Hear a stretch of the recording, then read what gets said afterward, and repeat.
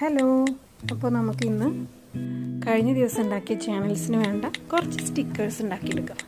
അപ്പോൾ ഇതിനായിട്ട് ഞാൻ ജസ്റ്റ് ആദ്യം പിക്ചേഴ്സ് വരച്ചെടുക്കുന്നുണ്ട്. പെൻസിലുകൊണ്ട് ആദ്യം ഒന്ന് വരച്ചെടുത്ത ശേഷം അതിൻ്റെ മുകളിൽ നമ്മുടെ ടെക്നിക്കൽ പെന്ന് ഉപയോഗിച്ചിട്ട് ഒന്ന് എഴുതി കൊടുക്കുന്നുണ്ട്.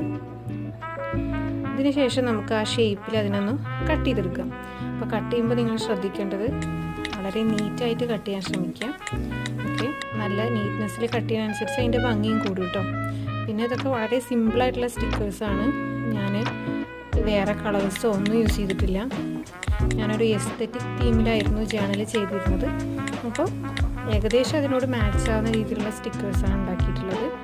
നിങ്ങൾക്ക് വേണമെങ്കിൽ കളേഴ്സ് ആഡ് ചെയ്തിട്ടൊക്കെ ക്രിയേറ്റ് ചെയ്യാം. അതുപോലെ തന്നെ ടാപ്പും ഉപയോഗിക്കാവുന്നതാണ്. ഇത്രയും ചെയ്ത ശേഷം നമ്മൾ ഈ ലെഫ്റ്റ് സൈഡ് കുറച്ച് എംപ്റ്റിയായിട്ട് തോന്നിട്ടോ.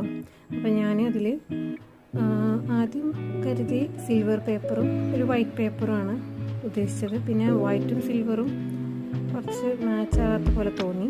അപ്പോൾ ആദ്യം എന്തായാലും സിൽവർ പേപ്പർ ഒട്ടിച്ചു കൊടുത്തു. അതിന് ശേഷം അതിൻ്റെ മുകളിൽ കുറച്ച് കട്ടിങ്സും കൂടി ഉണ്ടാക്കിട്ടോ.